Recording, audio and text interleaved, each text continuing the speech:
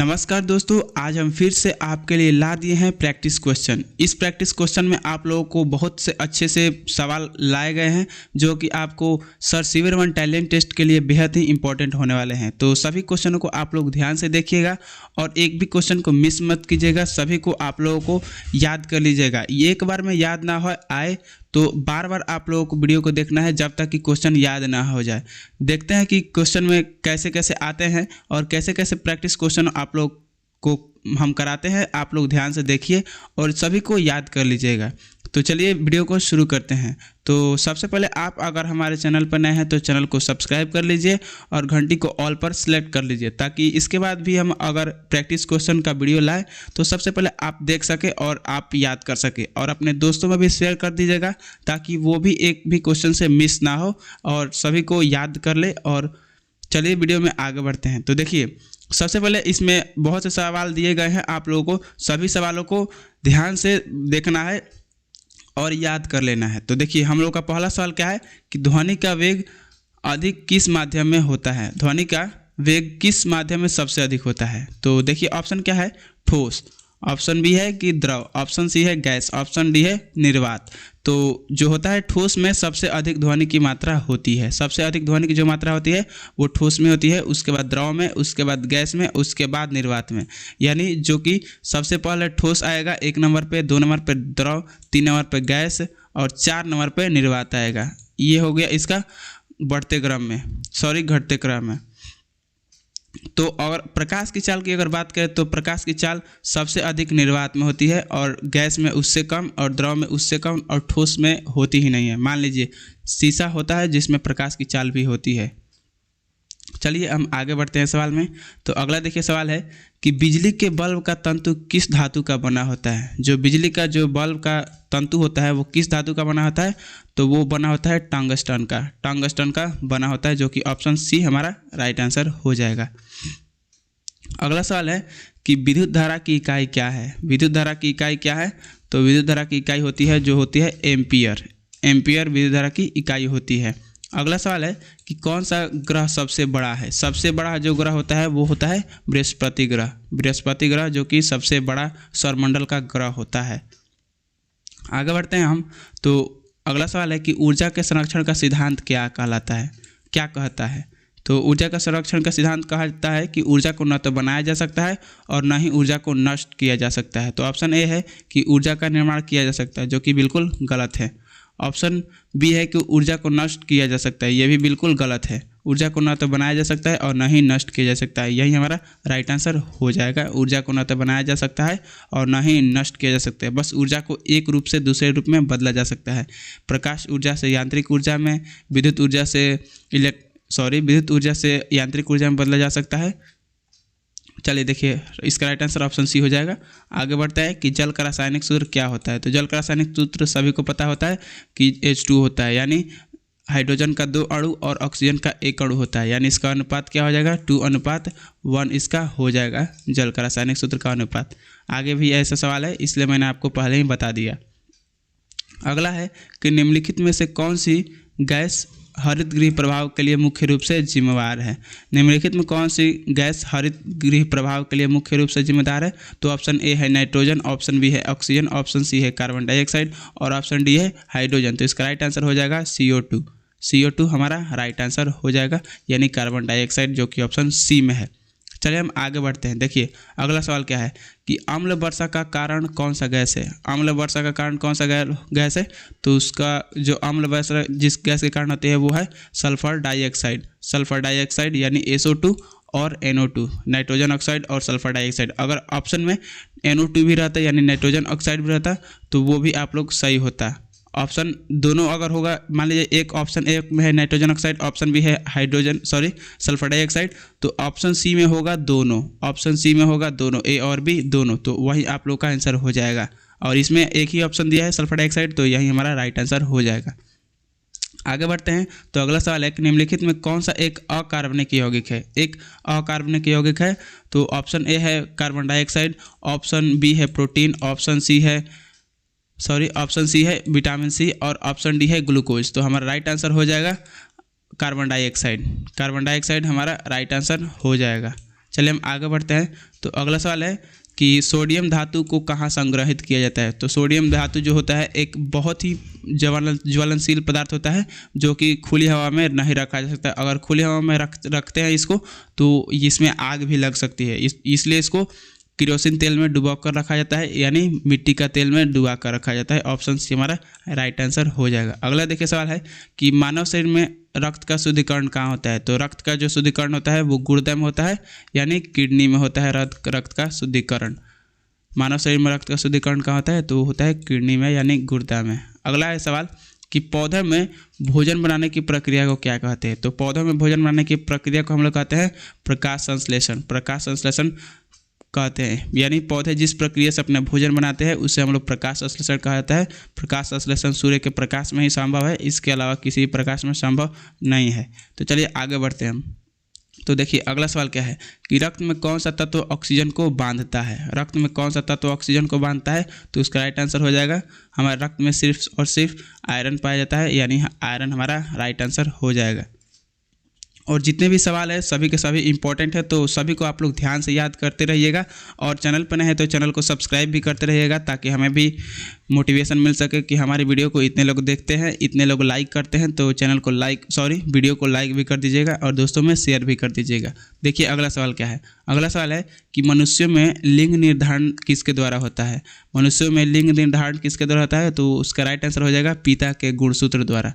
पिता के गुणसूत्र द्वारा। ये क्यों? क्योंकि पुरुष में ही XY गुण पाए जाते हैं और स्त्री में XX गुण पाए जाते हैं। और अगर पुरुष से X जाता है और स्त्री में तो हमेशा X ही मिलेगा, तो इसके द्वारा लड़की पैदा होगी। अगर पुरुष को द्वारा Y मिलता है और X लड़की के द्वारा मिलता है तो उसको एक लड़का पैदा होगा, यानी मनुष्य में लिंग निर्धारण पिता के गुणसूत्र द्वारा होता है। अगला सवाल है कि माइटोकॉन्ड्रिया का कार्य क्या है। माइटोकॉन्ड्रिया का कार्य क्या है, तो ऑप्शन ए है कि प्रोटीन का संश्लेषण, ऑप्शन बी है ऊर्जा उत्पादन, ऑप्शन सी है जीन का निर्माण, ऑप्शन डी है कोशिका का विभाजन। तो माइटोकॉन्ड्रिया को पावर हाउस कहा जाता है, यानी यह ऊर्जा का उत्पादन करता है, इसलिए इसको ऊर्जा उत्पादन कहते हैं। यानी माइटोकॉन्ड्रिया का कार्य क्या है, तो कोशिका में ऊर्जा का उत्पादन माइटोकॉन्ड्रिया का मुख्य कार्य है। अगला देखिए सवाल क्या है कि अम्ल का स्वाद कैसा होता है। अम्ल का स्वाद कैसा होता है, तो अम्ल का स्वाद खट्टा होता है। जिसका pH मान 7 से कम होता है वो अम्ल होता है, और जिसका pH मान 7 से ज़्यादा होता है वो क्षार होता है, और जिसका pH मान 7 होता है वो उदासीन होता है। ना ही अम्लीय होता है और ना ही क्षारीय होता है। तो अम्ल का स्वाद खट्टा होता है। चलिए हम आगे बढ़ते हैं और बात करें क्षार के स्वाद, तो क्षार का स्वाद कड़वा होता है। आगे बढ़ते हैं। अगला सवाल है कि मैग्नीशियम को जलाने पर किस रंग की ज्वाला उत्पन्न होती है। तो मैग्नीशियम को जलाने पर सफ़ेद रंग की ज्वाला उत्पन्न होती है। ऑप्शन सी हमारा राइट आंसर हो जाएगा। अगला सवाल है कि निम्नलिखित में कौन सा अम्ल सिरके में पाया जाता है। तो सिरका में जो पाया जाता है वो होता है एथेनोइक अम्ल। एथेनोइक अम्ल जो कि ऑप्शन सी में हमारा राइट आंसर हो जाएगा। सिरके में कौन सा अम्ल पाया जाता है, तो सिरके में एथेनोइक अम्ल पाया जाता है। एक भी क्वेश्चन को मिस नहीं करना है, और एक भी क्वेश्चन को परीक्षा में जो भी आए उसको छोड़ना नहीं है।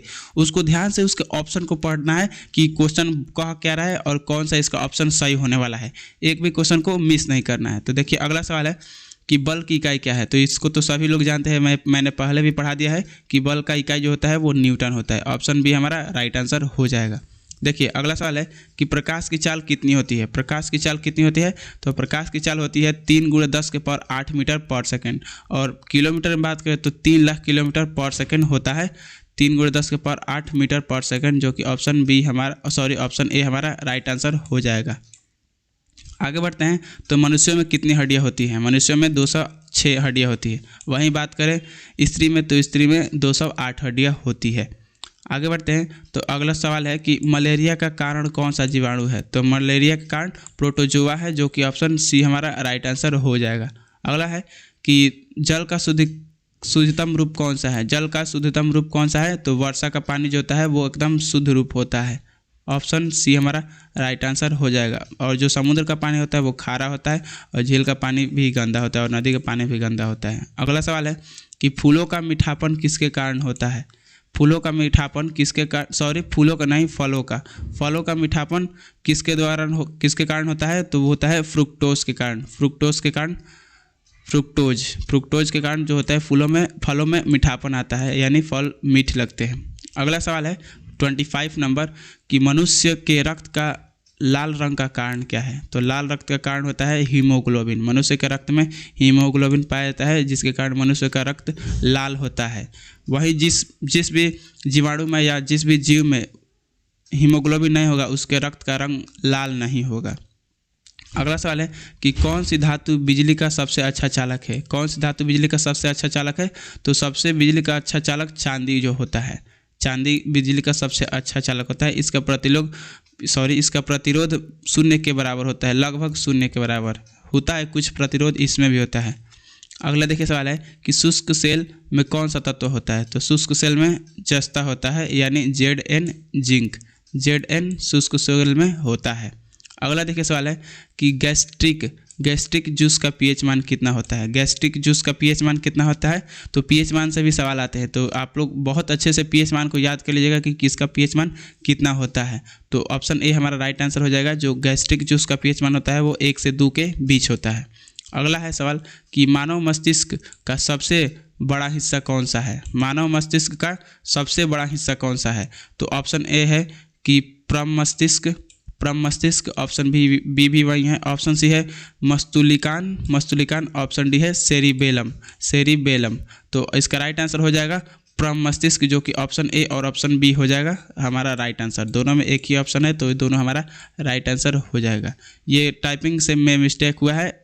आप लोगों के सवाल में दोनों ऑप्शन एक जैसा नहीं होगा। आप लोग प्रमस्तिष्क जिस ऑप्शन में होगा वही राइट कीजिएगा। और अगर आप हमारे चैनल पर नए हैं तो चैनल को सब्सक्राइब भी कर लीजिएगा और दोस्तों में शेयर भी कर दीजिएगा। इससे होगा ये कि जब भी हम वीडियो बनाएंगे तो सबसे पहले आप लोगों के पास नोटिफिकेशन जाएगा कि हमने वीडियो को छोड़ा है, यानी वीडियो को फिर से प्रैक्टिस वीडियो लाया है। आप लोग जल्दी से आकर प्रैक्टिस कर लीजिए।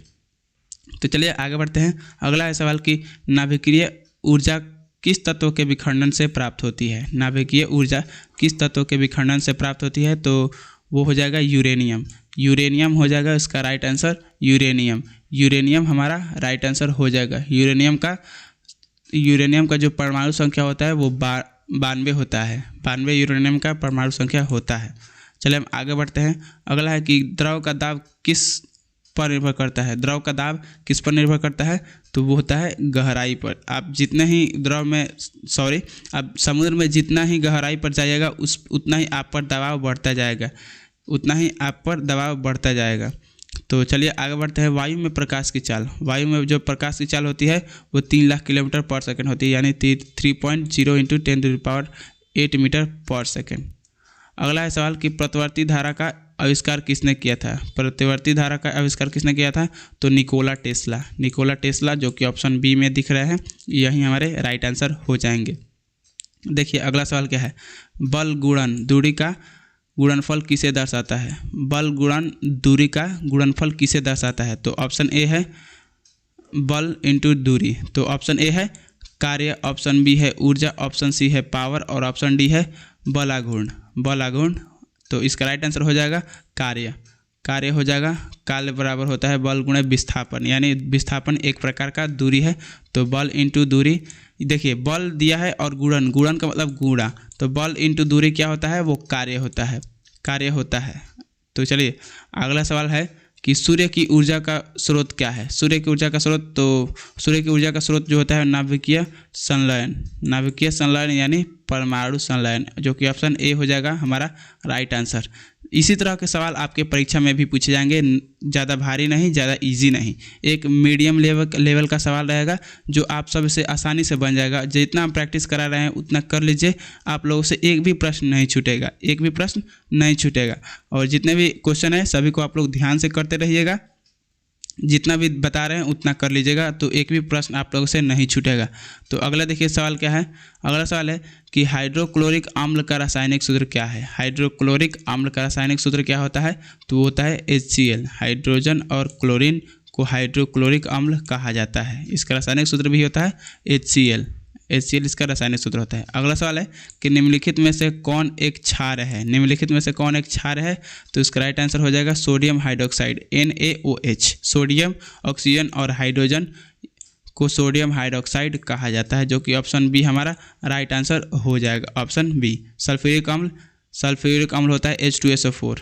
हाइड्रोक्लोरिक अम्ल ऊपर ही बताया मैंने HCl को हाइड्रोक्लोरिक अम्ल कहा जाता है। अगला सवाल है कि पानी में घुलनशील एकमात्र धातु कौन सी है। पानी में जो घुला होता है वो कौन सी होता है, तो वो होता है सोडियम। सोडियम जो होता है वो पानी में घुल जाता है, ऑप्शन सी सोडियम। तांबा को आप पानी में डालेगा नहीं घुलेगा कभी भी, तांबा एक ठोस पदार्थ है। पोटेशियम और कैल्शियम भी नहीं घुलेगा, जो घुलेगा वो है सिर्फ सोडियम। सोडियम हमारा राइट आंसर हो जाएगा। अगला सवाल है देखिए कि कौन सा गैस फलों को पकाने में सहायक होता है। कौन सा गैस फलों को पकाने में सहायक होता है, तो ऑप्शन ए है ऑक्सीजन, ऑप्शन बी है एथिलीन, ऑप्शन सी है नाइट्रोजन और ऑप्शन डी है कार्बन डाइऑक्साइड। तो जो कार्बाइड होता है यानी जो आजकल फलों पकाया जाता है वो एथिलीन के द्वारा पकाया जाता है। एथिलीन हमारा राइट आंसर हो जाएगा। अगला सवाल है कि तत्वों के आवर्त सारणी में कितने आवर्त होते हैं। तत्वों की आवर्त सारणी में कितने आवर्त होते हैं, तो वो होते हैं 7 आवर्त। 7 आवर्त होते हैं तत्वों की आवर्त सारणी में, 7 आवर्त होते हैं।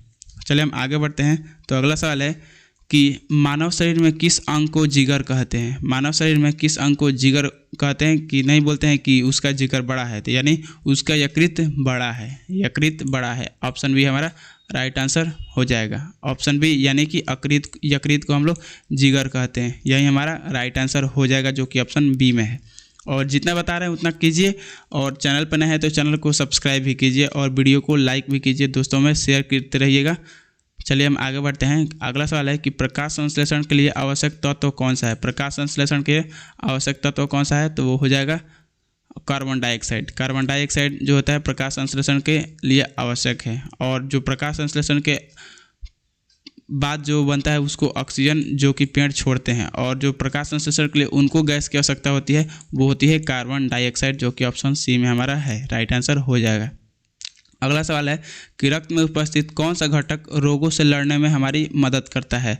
तो वो जो होता है जो श्वेत रक्त कोशिकाएं होती है, वहीं WBC जो हमको रोगों से लड़ने में मदद करती है श्वेत रक्त कोशिका ही होती है। यानी WBC की जब कमी हमारे शरीर में होने लगती है तो हमारा शरीर बीमार पड़ने लगता है। तो हमारा राइट आंसर ऑप्शन ए हो जाएगा, श्वेत रक्त कोशिका।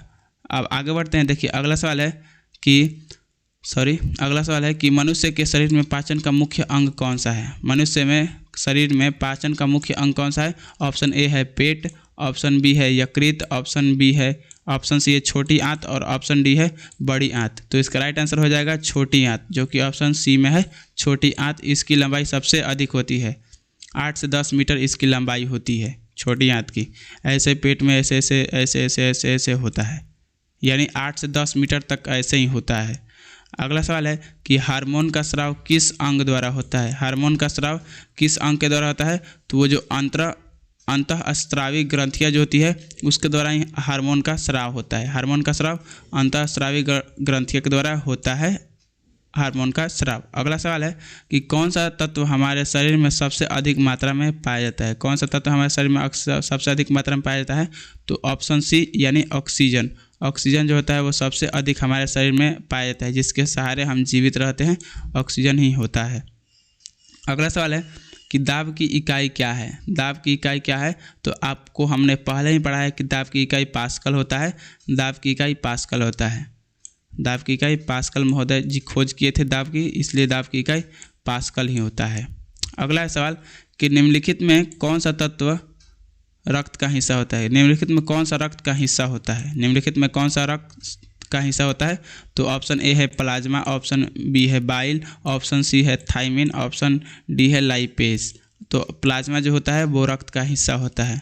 WBC, RBC और प्लाज्मा रक्त में उपयुक्त मात्रा में पाया जाता है, यानी प्लाज्मा हमारा राइट आंसर हो जाएगा। अगला सवाल है कि परमाणु संख्या 17 किस तत्व का प्रतीक है। परमाणु संख्या 17 किस तत्व का प्रतीक है, तो ऑप्शन ए है नाइट्रोजन, ऑप्शन बी है क्लोरीन, ऑप्शन सी है हाइड्रोजन, ऑप्शन डी है ऑक्सीजन। तो इसका राइट आंसर जो हो जाएगा वो हो जाएगा क्लोरीन। क्लोरीन जो होता है वो 17 उसका परमाणु संख्या होता है, 17 इसका परमाणु संख्या होता है। और इसका जो परमाणु द्रव्यमान होता है वो 35.5 होता है। इसका परमाणु द्रव्यमान 35.5 होता है और परमाणु संख्या होता है वो 17 होता है, यानी राइट आंसर ऑप्शन बी हो जाएगा क्लोरीन। क्लोरीन का परमाणु संख्या 17 होता है। अगला सवाल है कि पीत का निर्माण किस अंग में होता है। पीत का निर्माण किस अंग में होता है, तो ऑप्शन ए है यकृत, ऑप्शन बी है पेट, ऑप्शन सी है छोटी आंत, ऑप्शन डी है गुर्दा यानी किडनी। तो हमारा जो राइट आंसर हो जाएगा वो राइट आंसर हो जाएगा यकृत। यकृत हमारा राइट आंसर हो जाएगा, जो कि ऑप्शन ए है। ऑप्शन ए हमारा राइट आंसर हो जाएगा। तो इतना ही है सवाल इस वीडियो में। आगे भी हम प्रैक्टिस क्वेश्चन का वीडियो लाने वाले हैं। तो अगर आप हमारे चैनल पर नए हैं तो चैनल को सब्सक्राइब कर लीजिए, दोस्तों में शेयर कर दीजिए, और वीडियो को पूरा देख लिए तो वीडियो को लाइक भी कर दीजिएगा। तो ऐसा ही किसी बेहद ही इम्पोर्टेंट प्रैक्टिस वीडियो के साथ आप मिलने वाले हैं। तो जितने भी क्वेश्चन हम आपको करा रहे हैं कर लीजिए, एक भी प्रश्न आपसे नहीं छूटेगा। और आप अगर बताइए कि किस क्लास में अभी आप पढ़ते हैं, ताकि हम उसी क्लास का वीडियो ज़्यादा लाएं, कि हमारे चैनल पर इस क्लास के ज़्यादा लड़के हैं, उसी क्लास की ज़रूरत है।